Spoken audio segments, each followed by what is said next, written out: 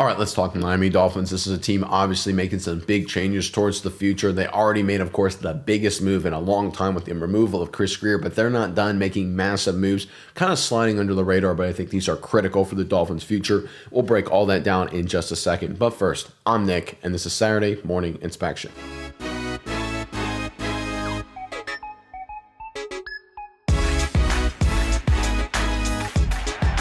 All right, this Miami Dolphins team, obviously in the middle of a disappointing season, a little bit better football over the past month. Big time victory over the Buffalo Bills. Some young guys, Jordan Phillips playing better football. Did a film review of him. Make sure you check it out if you haven't already. But the reality is, this is a Dolphins team that's undergoing massive cultural change, massive organizational change, which is much needed. And recently they made, again, not two sort of headline grabbing moves, but really important changes. Let's pull up the report here and then we'll go into the specifics on the other side. So it was originally reported via Tom Pelissero, NFL Insider. He said more changes in Miami. The Dolphins have parted way with co-directors of player personnel, Adam Ingroff and Anthony Hunt, per sources. And then Omar Kelly, Miami Dolphins reporter, noted in response, those are the two longest tenured Dolphins in the front office. All right, so anyone who's not familiar, some of you guys may be familiar with Ingroff and Hunt, but I just want to refresh everyone's memory. So I pulled up their resumes here, courtesy of AI, just to kind of compile it and aggregate it and just go high level. So Adam Ingroff, per AI, says he joined the Dolphins in 1999 as a scout, progressed through the ranks, became director of college scouting in 2016, promoted to co-director of player personnel in 2019, a role he held until he was recently let go. He was one of the longest tenured staffers in the Dolphins front office, having been with the team since 1999. He was known for extensive travel and dedication to evaluating prospects, spending over 10 years staying in Marriott hotels during his scouting career. So he's a grinder, he's a scout, he's been with the organization forever, worked his way up through the ranks, earned a reputation as a diligent and understated scout, working under prominent coaches and executives, including Parcells and Adam Gase. And then obviously on November 10th, just a couple days ago, they announced they had parted ways with Ingroff and Anthony Hunt. So that's Ingroff. Let's pull up Anthony Hunt's profile. Again, long tenured executive serving in various roles from 1994 to 2025. Was the co-director of player personnel, a role he shared with Ingroff since 2019. He's a regional intern and rose to the ranks, regional scout, national scout, director of player personnel. Played a key role in roster construction, working closely with former general manager Chris Greer on free agent acquisitions, trades, waiver claims, and practice squad signings. He also contributed to advanced scouting, helping prepare game plans against upcoming opponents. All right, so these are two key guys. Anthony Hunt was more of Chris Greer's guy in terms of one of his number twos, but obviously Ingroff had a big role working with Greer as well. But I love what the Dolphins are doing here, and I am by no means celebrating people losing their jobs. I don't think anyone should, right? These are two long-tenured executives who worked their butts off for the Miami Dolphins for a very long time. They're hard workers. These guys know football. But the reality is change is necessary. And one of the errors teams make, especially when they're in a transition, like the Dolphins obviously are, is they fire the top, but they keep the middle in place, and they keep a lot of the middle structure that was just as much as the promise, the top leadership. I work for companies in corporate America, and I know a lot of you guys probably have as well, where, okay, we need to fire the CEO or the vice president or whatever, and the board makes a decision. But the middle managers that were making all the day-to-day operational decisions, the operational managers, are all kept in this place, all kept in the same positions. So they bring in a new CEO, they bring in a new VP, whatever. Like he tries to implement whatever changes or new directives or new plan forward for the company, but the middle managers have their own ideas, they have their own flaws, and nothing goes anywhere for 2 years, and the board then decides to replace the CEO, president, or the VP again, and the cycle repeats itself, right? I've lived that life personally, and I know a lot of you guys who have worked in corporate America have probably lived something similarly. A lot of teams do this. Let's look at the New York Giants, for example, right? Obviously, they've had a lot of issues over the past, decade or so in New York, right? I think, one winning season in the past 10 years, a lot of losing, a lot of like double-digit loss seasons, right? You can say whatever you want about Miami, but a lot of the Dolphins have been heartbreak, in terms of not making a lot of playoff success or just missing the playoffs, having some bad luck in some instances, and as opposed to the Giants who have really struggled. But the New York Giants, of course, recently fired their head coach. But what did they do? They promoted their offensive coordinator to be the interim coach, right? So what's going to change? Nothing. They didn't fire their GM. The entire GM staff is in place.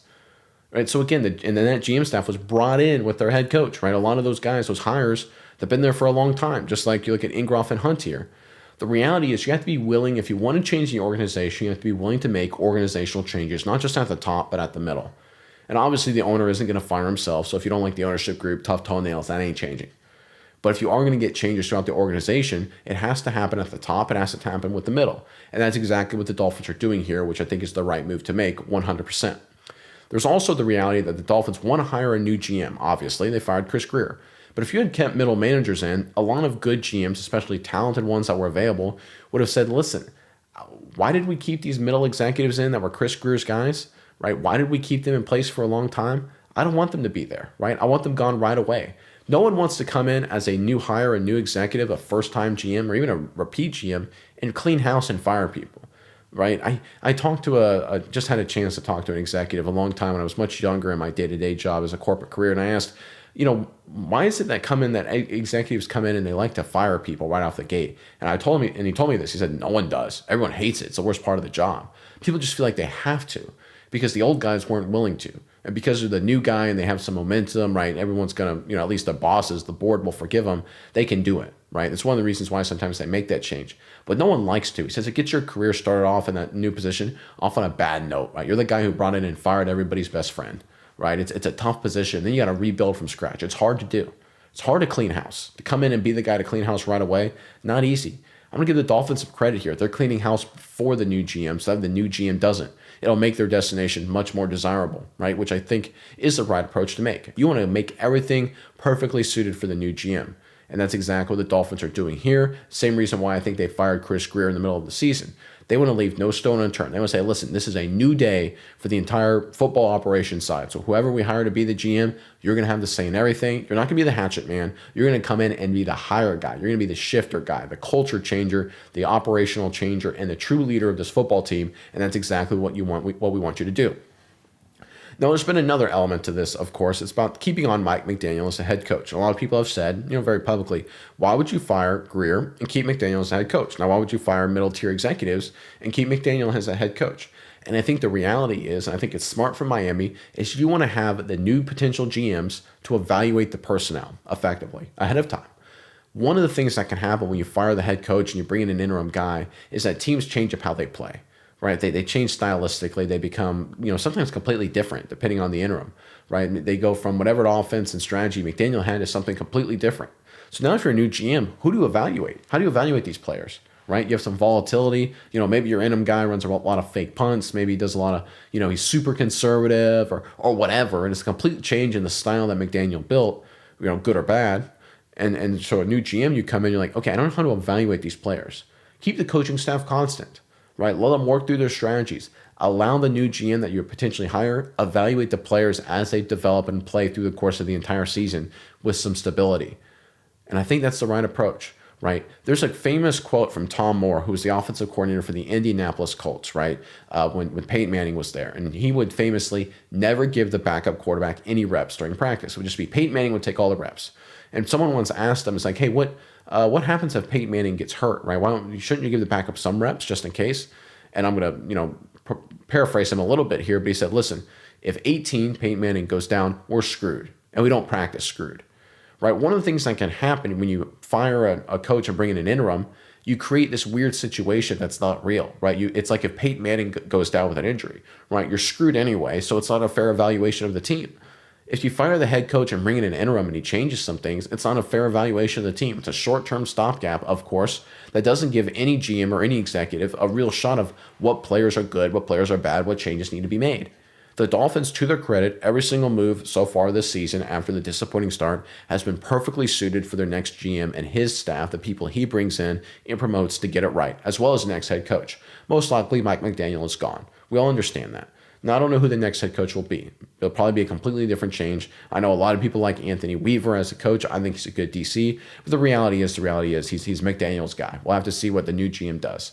But by keeping these guys in place, the coaching staff, it allows any potential GMs to effectively evaluate the talent roster in a real situation. Because everyone knows an interim comes in, funky things happen. And it becomes just not a real evaluation. This is a chance for the Dolphins to get the GM hire right, and they're making every single move to make it a desirable destination for any future GMs, and also giving the new GM the best chance for success by allowing them not to be the hatchet man, but to bring in their own guys right off the rip and to effectively evaluate their roster in a situation where there's not a ton of volatility. This is really good front office work, front office leadership, I should say, by the ownership group, by the Miami Dolphins. People aren't giving them credit, but I think they've done a heck of a job here. All right, we got more to get to, of course, but first, Dolphins fans, in the comment section below, Who do you want the Miami Dolphins to target as their next head coach, right? Last week I asked about GM. Let's talk head coach here for a second. Who do you want the Dolphins to be their next head coach, assuming it's not Mike McDaniel? Maybe there's some Mike McDaniel fans still out there and you want them to retain him. If so, let us know. But other than that, who do you want the Dolphins to hire, assuming they let McDaniel go, to be their next head coach? Put them in the comment section below. But it leads me to another question for you guys. Obviously, the Miami Dolphins, they got games coming up. And we're going to go ahead and pull up the next game for Miami per ESPN's matchup analysis. And this is against Washington Commanders. It is an overseas game. Right now, it's basically a toss-up per ESPN's matchup predictor. Washington with a 51.5% chance to win. Miami with a 48.1% chance to win, basically dead even.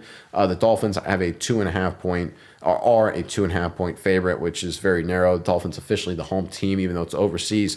So basically, if you look at the analytics, Washington is a slight favorite. You look at the odds makers, Miami's a slight favorite. Basically, a dead even matchup. Two teams that are 3-7 and obviously having disappointing seasons. Certainly Washington had high hopes. Miami had high hopes as well. Not looking good so far 2025 for either team. But it leads me to a question for you guys out there, Miami fans as well. Maybe there's another answer in the comment section. Are you tankers? Do you sit there and say, listen, we want to play well. We'd like to, it was good to beat Buffalo, but let's not go crazy here and get to 8-9 or something like this and lose good draft capital. But do you want them to tank? You want them to play well and compete, of course. But would you be okay with, losing some games here to improve draft position? I'm always curious what fan bases have to say.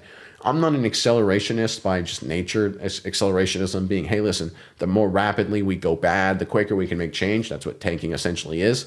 But the reality is there is some merit to that. The Lions effectively did that with Dan Campbell. Worked out great for them, right? Even there are teams like the Rams and the 49ers that have, cratered seasons famously to get more draft capital to, go from championship to, 5 or 6 wins. And that's allowed them to rebuild quickly with a lot of depth. So there's an argument to make even some short-term tanks and, help improve teams. So I see both sides of it. And I'm really curious what you guys have to say. Do you want the Dolphins to win? Do you want the Dolphins to beat Washington? Do you want the Dolphins to win more games down the stretch? I think it's an interesting debate either way, but I think one thing is for sure. The Miami Dolphins leadership group at the top is finally making the right moves. Obviously, we don't want to root for anyone, and we're not cheering anyone losing their job, of course, but the reality is changes need to be made, and they're setting themselves up to make the right changes for the future.